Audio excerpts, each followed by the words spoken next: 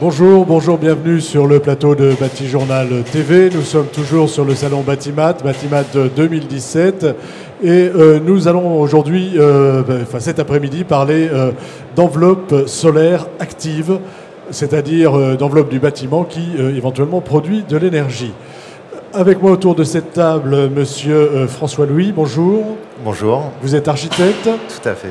Agence Jacques Ferrier Architecte, une agence qu'on ne présente plus mais que je vais vous demander de présenter. Bah écoutez, on est une agence parisienne d'une quarantaine de personnes à l'heure actuelle.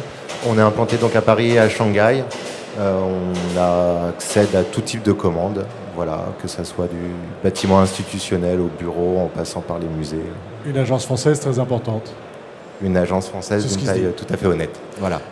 À côté de vous, monsieur Eric Westerhoff. Bonjour. Bonjour. Vous êtes directeur marketing, business développement d'une jeune société, d'une jeune pousse, comme on dit, qui a grandi. Hein, tout à fait, oui. De taille industrielle aujourd'hui. Voilà, qui est un industriel aujourd'hui et qui s'appelle Sun Partner Technology. Est-ce que vous pouvez nous dire deux mots sur Sun Partner? Oui, tout à fait. Entreprise qui existe depuis 2008, qui s'est spécialisée sur l'activation de surfaces pour les rendre plus intelligentes et en tout cas pour leur donner de l'énergie.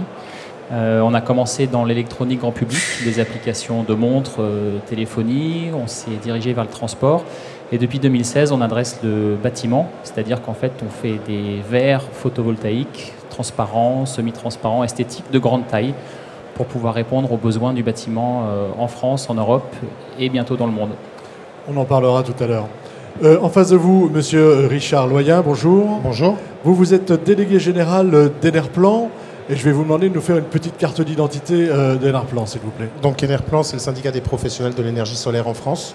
On a plusieurs centaines de membres, de l'industriel à l'installateur, en passant par le bureau d'études, des distributeurs, mais également des plateformes de financement participatif, des banques, des assurances, l'écosystème des professionnels du solaire en France. Notre objet social, c'est de défendre l'intérêt de nos membres et par ailleurs de participer à des actions structurantes du développement, par la qualité notamment, qui nous est très chère. Voilà, donc vous vous intéressez à toute la chaîne. Hein. Exactement, toute la chaîne de création de valeur. Alors, on va parler d'enveloppe solaire active. Une enveloppe solaire active, c'est donc, si je ne me suis pas trompé, une enveloppe qui produit de l'énergie. À l'agence Jacques Ferrier, c'est quelque chose que vous travaillez, on va dire, depuis une vingtaine d'années. Et moi, je vais vous demander un petit peu comment évolue cette enveloppe solaire active. Alors oui, en effet, l'enveloppe solaire active, c'est un sujet qu'on a commencé à aborder en 98 avec un premier projet qui était fait pour Total Energy à l'époque, qui est présent à l'écran juste derrière vous. Donc, c'est à Toulouse. Exactement, à Toulouse, tout à fait. Prenez le micro. Oui. Par la suite, on a continué cet exercice en reproduisant ce schéma d'enveloppe active sur un bâtiment qui est la Cité de la Voile Éric Tabarly, qui est un bâtiment qui date de 2001 dans sa conception. Et cet exercice s'est répété différentes fois. En fait, Jacques Ferrier a toujours voulu essayer de créer des bâtiments qui étaient vertueux sur un point de vue énergétique. Donc voilà, ça c'est un autre exemple de la mise en place des premières enveloppes actives sur le bâtiment donc, de la Cité de la Voile Éric Tabarly. Ça, c'est un bâtiment qui a été réalisé donc, en 2003, qui est le bâtiment Ténésol, qui est une évolution donc, de Total Energy, qui était une usine de production de panneaux photovoltaïques, justement. Et donc, par la suite, voilà, donc toujours cette espèce de... Je pense qu'on parle d'enveloppe active. On le retrouve très bien sur ces illustrations. Il y a vraiment une notion d'enveloppe et tout un travail d'entre-deux qui est un sujet qui est propre et cher à l'agence. Je pense qu'on aura le temps de revenir dessus. Voilà, ça c'est une réalisation qui date de 2006 à Grenoble, donc une installation de photovoltaïque sur des tertiaires parfaitement intégrée à l'architecture. Et ce sujet s'est continué en 2008 à l'occasion justement de ce salon Batimat où on avait réalisé un projet de recherche qui s'appelait Ressources conjointement avec Tecnal et EDF, voilà, qui était un petit peu l'articulation en fait entre un système d'enveloppe active qui était des dispositifs très techniques intégrés à une architecture et voir comment est-ce que ces systèmes de production énergétique pouvaient s'intégrer. Enfin, y participer à part entière et nous permettre de créer une architecture avec une identité assez propre. Donc voilà, ça c'est typiquement un prototype qui a été réalisé par Tecnal. Et le dernier exercice qu'on a pu réaliser, c'est donc le hangar 108 pour la métropole Rhône-Normandie, qui est un bâtiment qui devait avoir une double labellisation, donc une labellisation Passive House d'un côté, une labellisation BPOS de l'autre. Donc voilà, ce qui nous a forcément amené à travailler avec des panneaux photovoltaïques, et on a essayé un petit peu de changer l'image de ces voilà, panneaux. C'est ce que j'allais dire. Là, de du coup, créer de l'architecture grâce à eux. On ne les voit plus, les panneaux. Voilà, exactement. C'est fini. Tout à fait. C'est-à-dire, on voit bien l'évolution qu'il y a eu entre le premier bâtiment, donc vous nous avez montré celui-ci.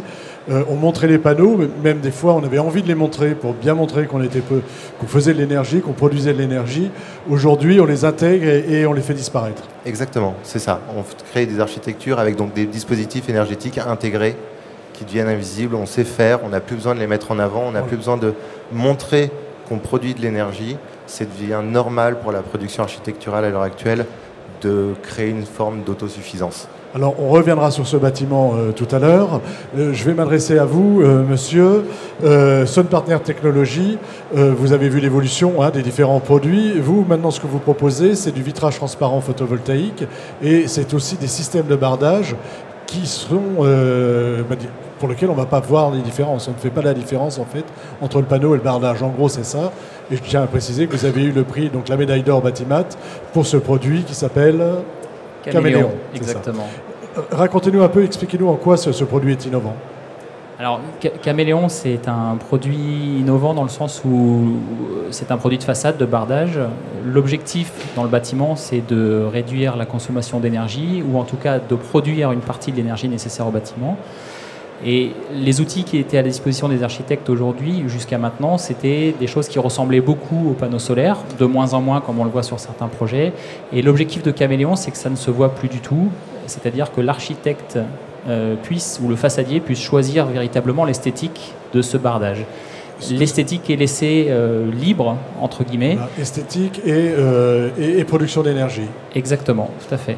L'idée, c'est qu'on ne soit plus du tout dans la logique d'un panneau solaire, mais d'un bardage avec une esthétique choisie par l'architecte ou le façadier.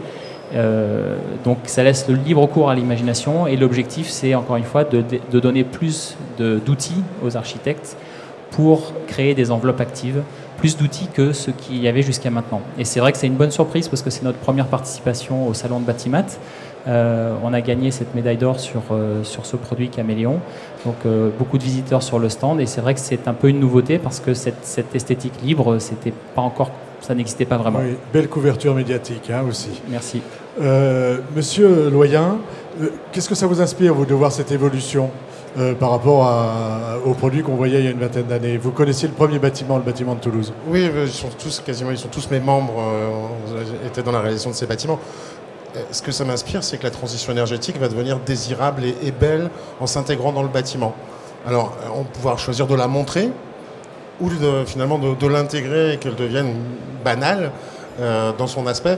Donc voilà, ça libère la créativité et surtout ça rend la transition énergétique belle. On a besoin aujourd'hui de faire de belles choses, d'avoir de beaux gestes architecturaux pour donner envie de ce futur qui n'est pas une ère où on va être de la privation, c'est pas l'écologie punitive.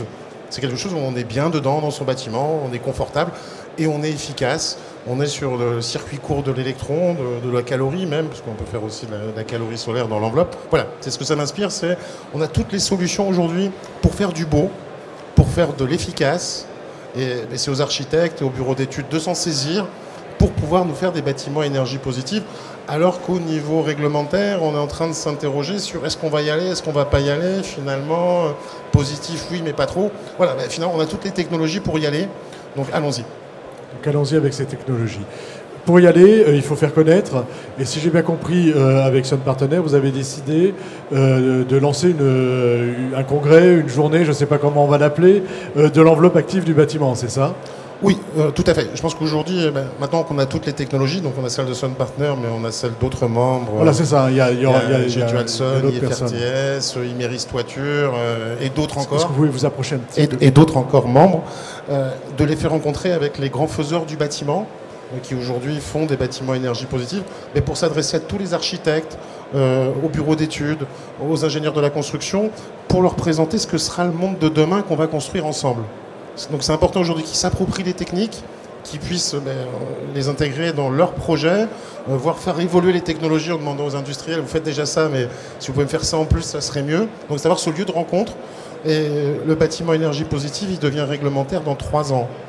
Donc on commence l'année prochaine, le chemin est court, 100% des bâtiments vont devoir à énergie positive. Aujourd'hui, on doit en être à moins d'1%. Donc c'est la rampe qu'on doit prendre. Donc il y a de la marge. Pourquoi cette idée, enfin pourquoi ce désir de se regrouper, de faire connaître? C'est quoi? C'est faire connaître, c'est échanger, et vous nous donnerez aussi la liste des industriels qui sont avec vous. Elle n'est peut-être pas exhaustive d'ailleurs, peut-être que d'autres reviendront. Exactement. L'idée, c'est vraiment de fédérer les énergies. On voit qu'il y a beaucoup de solutions nouvelles, il y a des nouvelles manières de construire, l'architecture a évolué également, elle a complètement intégré le solaire aujourd'hui. L'idée, c'est vraiment de fédérer les énergies, que tous les acteurs se retrouvent pour présenter ce qui a été fait, les produits qui existent, les solutions, comment elles s'installent et ce qui est prévu dans le futur. En vue de donner un panel le plus large possible à tous les acteurs, les architectes, les bureaux d'études, les façadiers, tous ceux qui sont impliqués sur ces questions-là et qui peut-être aujourd'hui entendent beaucoup de choses, mais c'est un peu diffus, c'est à droite à gauche. Là, l'idée, c'est vraiment pendant une journée de se concentrer sur les réussites, ce qui a été fait, ce qui est disponible, et pouvoir véritablement montrer que cette industrie, elle est en train de s'organiser et que, comme le dit très bien Richard, l'idée, c'est pas d'être forcément dans l'obligation, mais c'est de montrer qu'on peut faire des choses, des bâtiments intelligents, des bâtiments positifs, des bâtiments à énergie positive, en faisant des choses belles et en donnant envie aux constructeurs de les construire et aux gens qui vont les occuper, de les occuper. Il y a 2 tendances importantes à prendre en compte. C'est l'attente sociétale de bâtiments qui soient efficaces, producteurs d'énergie solaire, enfin d'énergie verte. Il y a Bonn en ce moment, la COP23. Enfin, c'est bâtiment par bâtiment qu'on va devoir agir, les neufs et les rénover. Donc, et on a intérêt que ça devienne beau, parce que si on ne va pas vivre dans des villes qui seraient moches, puisqu'on mettrait du solaire dessus. Et puis il y a l'attente des preneurs du bâtiment qui veulent un coût d'usage qui soit le plus faible possible, et en plus que ça soit de l'énergie verte. Aujourd'hui, le momentum qu'on vit, c'est que l'énergie solaire devient moins chère que celle que va nous livrer notre électricien. Et elle sera, pour les 30 ou 35 prochaines années, moins chère et toujours moins chère. Donc ce moment-là qui se cristallise, il faut que l'appréhender, et c'est aux architectes aujourd'hui de le transcrire dans des bâtiments. Tout à fait. On est à l'heure actuelle confronté à des maîtrises d'ouvrage, en effet, qui réfléchissent en coût global sur plusieurs dizaines d'années parfois, et du coup on se rend compte que tous ces systèmes sont de plus en plus viables, de plus en plus rentables, et que les écologies évoluent extrêmement vite, et donc on va arriver à des résultats très très satisfaisants dans les prochaines années. Si on parle un peu d'argent, c'est pas un peu cher une enveloppe solaire? Je sais pas, moi ce partenaire nous dira ses prix, mais aujourd'hui c'est cher d'avoir du beau marbre, et le beau marbre il produit rien. C'est exactement l'exemple que j'allais prendre, c'est un très bon exemple. Aujourd'hui, on construit des choses fantastiques, du verre courbe, ondulé, des pierres, on fait des choses très belles. Et généralement, le prix a toujours son importance, mais c'est pas la première chose qui vient à l'esprit, c'est pas de dire oui mais là le verre courbe il va me coûter plus cher que du verre plat. L'idée de ces enveloppes actives, c'est d'avoir un panel de produits large, c'est-à-dire des produits plutôt entrée de gamme où on va être dans une logique de vraiment produire de l'énergie sans forcément mettre un point fort sur l'esthétique, jusqu'à des choses extrêmement esthétiques où on se posera un petit peu moins la question du prix.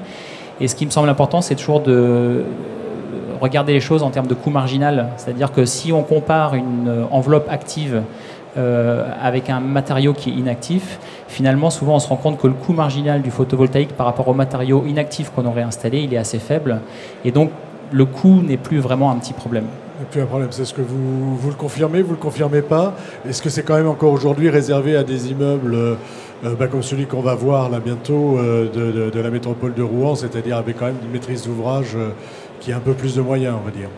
Non, on reste dans des coûts qui sont tout à fait réalistes et raisonnables. Et pour compléter, on aura peut-être la 5e façade, celle du toit. Je ne pense pas la façade, mais la 5e qui sera la centrale solaire sur le toit et sur l'ombrière de parking dans le prolongement du bâtiment, qui pourra être financée, exploitée par un tiers investisseur. Ça ne sera pas nécessairement la charge du maître d'ouvrage. Il y a aussi des nouveaux modèles économiques. Est-ce qu'il n'y a pas un risque aussi de bulle financière, un peu comme il y a eu au début Non, parce que l'enjeu, ça sera de proposer l'électricité solaire la plus abordable possible aux preneurs du bâtiment. On est dans cette logique-là, avec une exploitation sur 30 ans. Donc finalement, aujourd'hui, on va rembourser sur 10-12 ans l'installation. Puis sur le reste, voilà, c'est ce qui est prévu aujourd'hui. Le maître d'ouvrage ne sera pas nécessairement le financeur du surcoût du générateur solaire. Ce qui me paraît important d'ajouter, si on revient sur la conférence sur les enveloppes actives, c'est qu'on s'est parlé avec Richard la première fois de ce sujet il y a 3-4 semaines.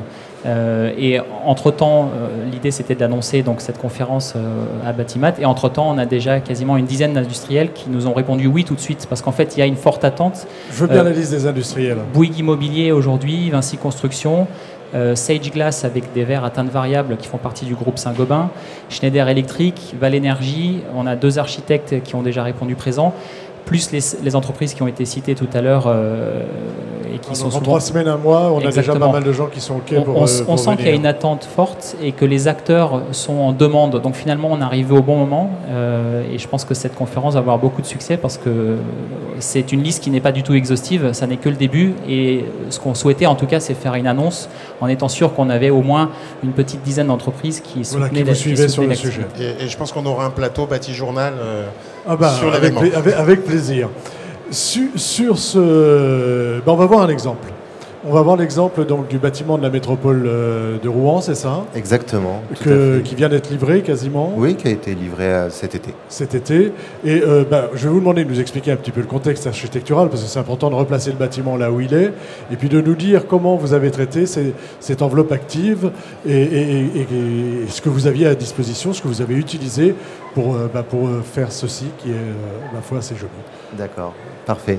Alors, c'est un bâtiment qui est sur les rives de Seine, donc à Rouen, qui est un bâtiment qui a été pensé très rapidement comme une icône métropolitaine, entre guillemets, et qui allait faire écho à tout le courant impressionniste qu'on pouvait trouver dans la ville de Rouen. Il y a toute cette série de peintures de cathédrales, et donc il fallait réfléchir d'un côté à une peau qui allait pouvoir être évolutive en fonction des teintes de lumière et des variations de ciel, et en même temps une teinte qui allait devoir produire une peau qui allait devoir produire énormément d'énergie, étant donné que le bâtiment devait être certifié BPOS. Donc on s'est retrouvé avec ce travail de mettre en œuvre 2000 m² de photovoltaïque sur un bâtiment.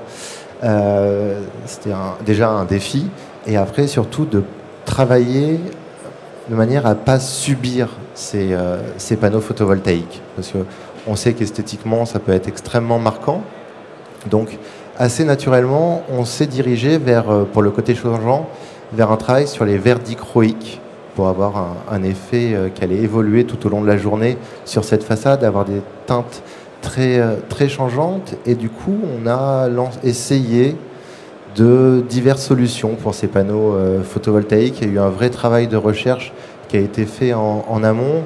On est passé par des cellules polycristallines colorées, on avait des contraintes de rendement, on a essayé, on a échoué, on a recommencé et on est finalement arrivé à travailler avec des films dichroïques qui ont été mis en place sur tous ces panneaux photovoltaïques qui permettent de s'affranchir complètement de l'esthétique habituelle de ces panneaux et d'avoir un bâtiment qui correspond parfaitement à l'image qu'on souhaitait en véhiculer. Voilà. Là, ce qu'on voit à l'image avec ces différentes couleurs, à chaque fois, sur c'est quoi? C'est des ombrelles?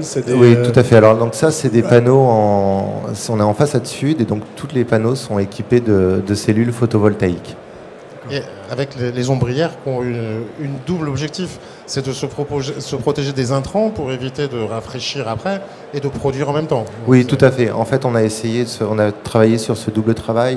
Le bâtiment étant certifié Passivaos, il fallait éviter d'avoir un maximum d'apport calorifique pendant la journée. Donc du coup, cette peau extérieure en photovoltaïque nous a permis de travailler sur un entre-deux qui était finalement aussi protecteur pour le bâtiment en lui-même.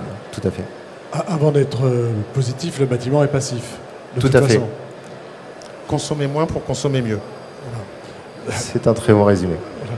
Donc je vous laisse continuer sur le bâtiment.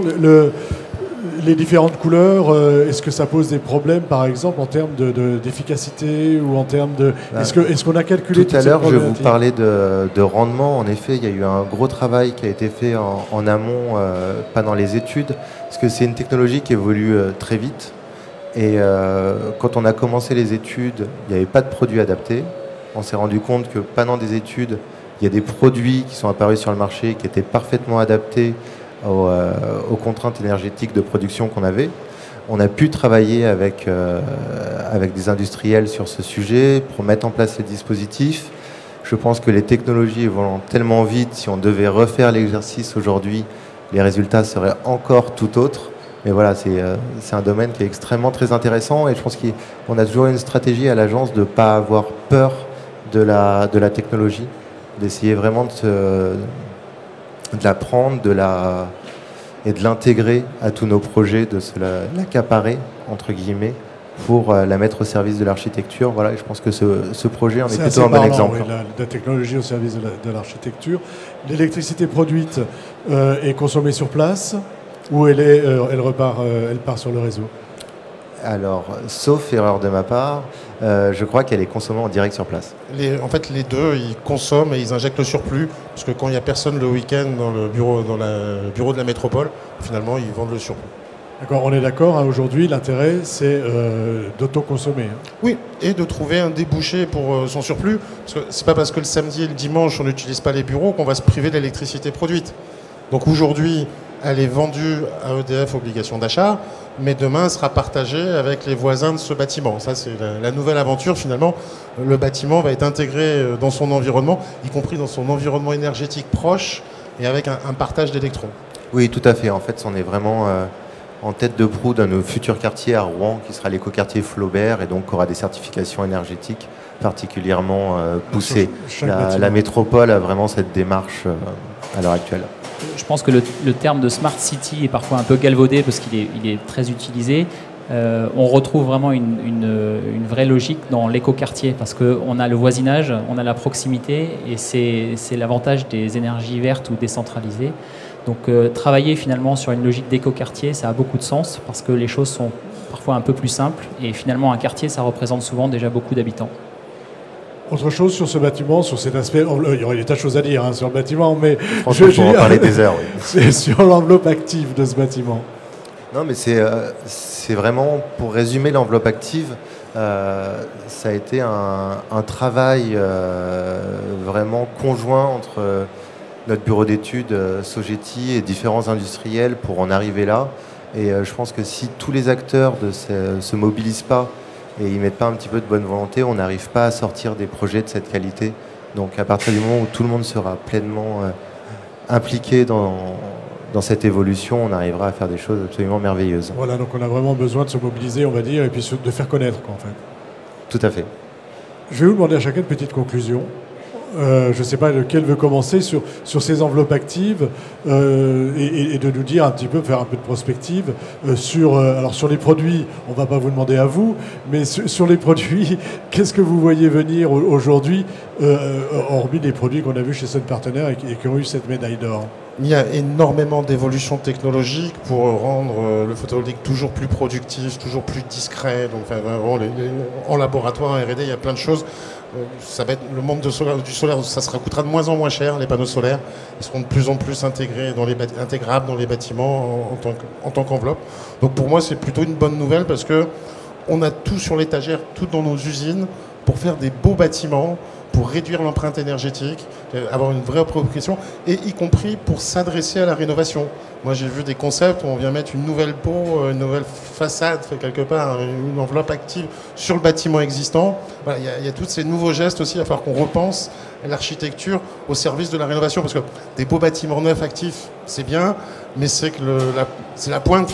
Il faut travailler sur l'ensemble du stock en le rendant aussi beau. Donc voilà, on a tout pour faire d'une belle transition énergétique. Dernière question, une enveloppe active, c'est forcément une enveloppe photovoltaïque ou est-ce qu'on peut y ajouter de la thermique, par exemple? On a des panneaux qui font les deux, qui produisent à la fois la chaleur et l'électricité. Jolson est partenaire, Sistovi aussi. Et puis ça peut être que la chaleur. On a un bâtiment, la Cité universitaire de Paris, la Cité internationale universitaire, qui est 100% autonome en chaleur et avec une belle façade sud active, avec des tubes sous vide et un énorme réservoir qui sert de stock. Donc voilà, et là on est 100% autonome qu'avec des calories solaires à Paris. Voilà. Et donc enveloppe active, solaire, thermique ou photovoltaïque. Le mot de la fin, enfin pas le mot de la fin, mais votre petite conclusion et votre vision en fait du marché, puisque vous êtes un nouvel acteur avec un nouveau produit. Donc, justement, votre sentiment sur Batimat, comment a été reçu votre produit ? Alors, je pense qu'on vit une époque vraiment formidable parce que le bâtiment est en train de vivre une révolution. Les enveloppes deviennent actives, deviennent intelligentes. On n'en a pas beaucoup parlé, mais finalement tout ça c'est très lié parce qu'à partir du moment où on produit de l'énergie, il faut savoir ce qu'on en fait, comment on la gère. Et ce qui est très chouette, c'est que les acteurs ont envie d'y aller et il y a de plus en plus d'offres. Aujourd'hui, le marché du photovoltaïque intégré est encore un marché de niche, c'est un marché petit, mais il est en très forte expansion. Ça se voit au travers d'entreprises comme Sun Partner qui proposent des nouveautés, qui proposent des choses qui n'existaient pas à ce jour. Et l'objectif, c'est que vraiment ce marché continue à se développer et que les architectes, les façadiers puissent prendre tous ces sujets à bras-le-corps et puissent s'exprimer surtout, parce que c'est véritablement là l'enjeu. C'est donner envie aux architectes et aux acteurs du bâtiment d'utiliser ces solutions qui jusqu'à maintenant étaient trop reconnaissables ou trop unitaires, trop semblables et du coup étaient difficilement réplicables à grande échelle. Vous offrez un peu plus de choix. Exactement. On n'en a pas parlé, mais je vais le dire rapidement. Vous venez d'inaugurer une usine. J'ai parlé de start-up tout à l'heure. Si je me souviens bien, vous êtes 86 ou presque 100 maintenant, c'est ça ? C'est ça, on est 85. On est donc basé à Rousset, c'est à côté d'Aix-en-Provence, donc il fait beau, c'est vrai.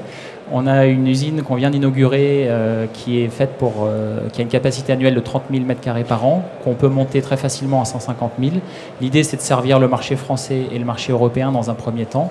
Et puis, à terme, avec assez peu d'investissement, on peut monter les capacités à 300 000 m² par an. Et surtout, parce qu'on est dans l'industrie du verre et que le verre se transporte mal, l'objectif, c'est, avec l'usine de Rousset, de servir le marché français, européen de proximité, mais à terme, de créer des emplois et des unités de production là où le verre sera également utilisé, et donc de s'adosser à des partenariats industriels pour créer des unités de production telles que nous l'avons à l'étranger. Exactement. Donc c'est aussi une belle démonstration que dans ce secteur du bâtiment où il y a beaucoup de gros acteurs, il y a encore de la place pour des petits qui montent et surtout il y a des énergies formidables en France. La French Tech s'exprime sur ces sujets-là, le photovoltaïque, mais les écoquartiers, les smart cities en général. Et donc Sun Partner est un exemple parmi d'autres. Est un ensemble.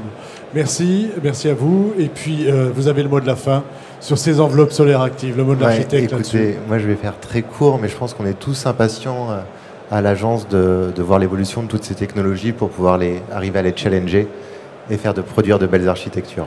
Voilà, des architectes qui n'ont pas peur de la technologie et qui l'intègrent. Il faut savoir simplement l'appréhender. Merci beaucoup messieurs pour cette émission riche d'enseignements et donc rendez-vous en juillet pour Enveloppe solaire active.